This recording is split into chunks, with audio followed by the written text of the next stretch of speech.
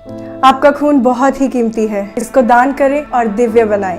नमस्ते जी, मेरा नाम डॉक्टर अर्शदीप कौर है। मैं आज आपको खूनदान महादान के बारे में बताऊंगी। खूनदान करना क्यों जरूरी है, क्यों करें और कैसे करें, आइए जानते हैं। खूनदान करके आप किसी की जिंदगी बचा सकते हैं। हर रोज किसी न किसी को खून की जरूरत है। खून सिर्फ आप जैसे महादानियों से ही आ सकता है। ये किसी फैक्ट्री में नहीं बनता है, ये कहीं पे मैन्युफैक्चर नहीं हो सकता है। बेशक आज हमारे पास मेडिकल साइंस बहुत एडवांस हो चुकी है, हमारे पास बहुत ज्यादा टेक्नोलॉजी है, लेकिन आज भी ऐसी कोई भी सुविधा नहीं है जिससे हम खून को बना सकते हैं। और खून का कोई भी और सब्स्टिट्यूट नहीं है। There is only blood for blood, मतलब खून के बदले खून।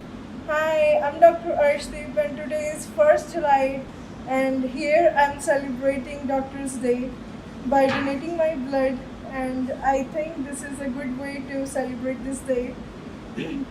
If you donate money, you give food, but if you donate blood, you give life to someone, and you don't have to be a doctor to save someone's life. Donate blood. Thank you. खूनदान करने का सबसे बड़ा फायदा है कि हम doctor ना होते हुए भी किसी की जान बचा सकते हैं। खूनदान करने की और भी बहुत से फायदे हैं। खूनदान करने से कैंसर का रिस्क कम होता है। खूनदान करने से आपका फ्री में टेस्ट हो सकता है, आपका बॉडी चेकअप हो सकता है, फिजिकल एग्जामिनेशन हो सकता है, आपके ब्लड के अंदर कोई malaria, syphilis, hepatitis B, hepatitis C, AIDS, HIV ऐसी कोई बीमारी तो नहीं है, ये पता चल सकता है। खूनदान करने से आपका हार्ट और आपका लिवर बहुत ही स्वस्थ रहते हैं। खूनदान करने से हमारी बॉडी के जो खून के सेल होते हैं वो नए और दोबारा बनने लगते हैं। खूनदान करने से ब्लड प्रेशर लो होने में भी सहायता होती है। खूनदान करने से हमारी मेंटल हेल्थ भी फिट रहती है। दोस्तों, खूनदान करने से आप किसी की जान तो बचाएंगे ही, लेकिन आप भी स्वस्थ रहेंगे। और सबसे प्यारी बात, सबसे अच्छी बात जो मुझे पसंद है वो ये है कि खूनदान करने से बहुत खुशी मिलती है, बहुत खुशी। खूनदान करना हमारे खुद के लिए और हमारी कम्युनिटी के लिए बहुत ही ज्यादा जरूरी है। अस्पतालों में अलग अलग इलाज के लिए आए लोगों को अक्सर ब्लड और ब्लड प्रोडक्ट्स की जरूरत पड़ती रहती है। इसकी डिमांड कांस्टेंट रहती है, इसीलिए ब्लड बैंक्स को रिप्लेनिश होते रहना पड़ता है, और वो सिर्फ आप जैसे ही दानियों की वजह से हो सकता है। खूनदान करने के लिए आप क्या कर सकते हैं? What you can do? आप ब्लड डोनेट कर सकते हैं। You can be a regular donor like me. Yes, मैं एक रेगुलर ब्लड डोनर हूँ।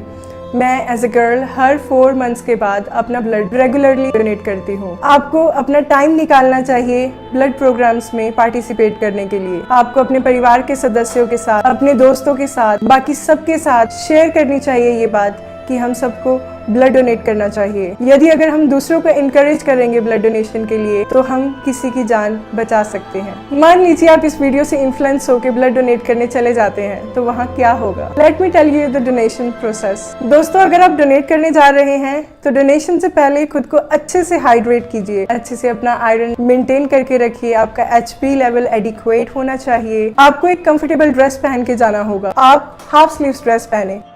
आपको अच्छा न्यूट्रिशियस डाइट लेना है जो कि लो फैट्स में हो। आपको अच्छे से रिलैक्स रहना है। अगर आप कोई मेडिकेशन ले रहे हैं ऑन अ रेगुलर बेसिस, आप उस मेडिकेशन की लिस्ट साथ में लेके जाइए, अपने डॉक्टर को दिखाइए। और आप अपना एक ID प्रूफ साथ में लेके जा सकते हैं। आप अपने एक फ्रेंड को साथ में लेके जा सकते हैं। एंड आपको सिंपली रिलैक्स रहना है। जब आप ब्लड डोनेट करते हैं आपको सबसे पहले रजिस्टर करना होगा, एक फॉर्म फिल करना होगा। उसके बाद आपको अपना हेल्थ हिस्ट्री रिव्यू करवाना होगा। एक छोटा सा फिजिकल टेस्ट होता है जिसमें हम HP देखते हैं, आपका ब्लड ग्रुप देखते हैं, ये सारे टेस्ट होने होंगे।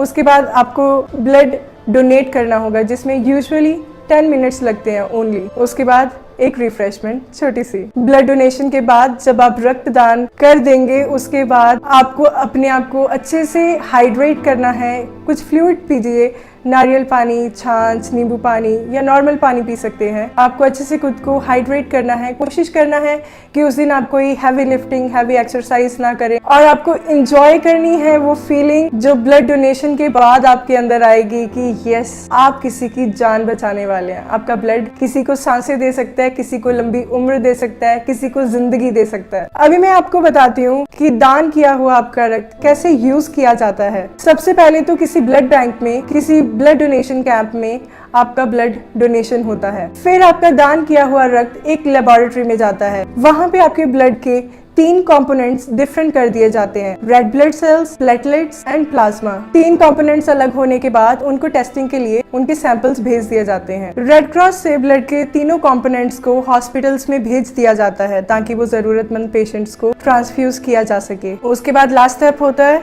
हॉस्पिटल्स। हॉस्पिटल्स में आपका डॉक्टर ही डिसाइड करेगा कि आपको कौन से ब्लड कंपोनेंट की जरूरत है, रेड ब्लड सेल्स, प्लाज्मा या फिर प्लेटलेट। आपकी डिजीज और नीड के अकॉर्डिंगली आपका डॉक्टर आपको रिकमेंड करेगा कि यदि अगर आपको जरूरत है तो आपको कौन सा कंपोनेंट चाहिए, और जिन पेशेंट्स को जरूरत होती है उनको रिक्वायर्ड ब्लड कंपोनेंट ट्रांसफ्यूज कर दिया जाता है हॉस्पिटल सेटअप्स के अंदर। दोस्तों, मैं उम्मीद करती हूँ कि आपने मेरी आखिरी वीडियो देखी होगी जो कि मैंने इस विषय पे बनाई थी कि हमें कोविड-19 वैक्सीन क्यों लेना चाहिए। जाहिर सी बात है, हम एक पैंडेमिक से गुजर रहे हैं, तो आपके मन में कहीं ना कहीं ये सवाल जरूर आया होगा कि मैंने तो अभी अभी कोविड-19 वैक्सीनेशन ली है, तो क्या मैं ब्लड डोनेट कर सकता हूँ कि नहीं। एक डॉक्टर होने के नाते मैं इसका जवाब दूंगी, आप ब्लड डोनेट कर सकते हैं। यदि अगर आपने mRNA वैक्सीन ली है या कोई भी इनएक्टिवेटेड नॉन इन्फेक्शियस वैक्सीन ली है तो आप तुरंत ब्लड डोनेट कर सकते हैं। अगर आपने लाइव एटेन्युएटेड वैक्सीन ली है या फिर आपको पता ही नहीं है कि आपने कौन सी वैक्सीन ली है, इट्स ओके, आपको 14 दिन के इंतजार के बाद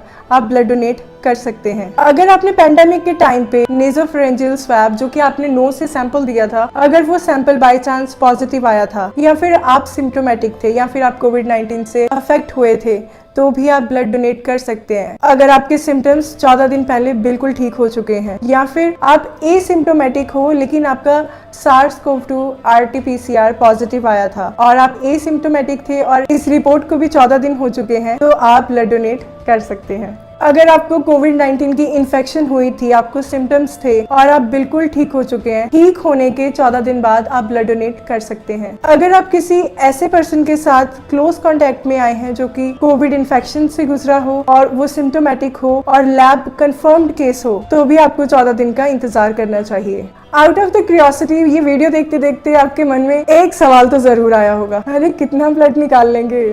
ज्यादा नहीं, अब कितना ब्लड आप डोनेट कर सकते हैं वो एक टाइम पे एक यूनिट होता है। अप्रोक्सीमेटली 450 ml तक आप एक बार में डोनेट कर सकते हैं। Blood donation class 1 blood loss में आता है। Class 1 blood loss less than 750 ml तक होता है। इससे हमारा बीपी नॉर्मल रहता है, हमारा मेंटल स्टेटस नॉर्मल रहता है, urine output more than 30 ml per hour रहती है, कैपिलरी रिफिल प्रेशर नॉर्मल रहता है, पल्स प्रेशर नॉर्मल रहता है। नॉर्मल कहने का मतलब with in normal range, physiological range. Hello, hi doctor Arshdeep. अगर किसी ने कोविड-19 वैक्सीनेशन लगाई है, क्या वो ब्लड डोनेट कर सकता है? जी हाँ, कोविड-19 वैक्सीनेशन के बाद भी ब्लड डोनेशन किया जा सकता है। अगर आपको कोई भी डाउट है कि आपको लाइव एटेन्युएटेड वैक्सीन लगी है या नहीं लगी है, आपको mRNA वैक्सीन लगी है या नहीं लगी है, तो आप 14 दिन का समय लेके थोड़ा इंतज़ार कर सकते हैं।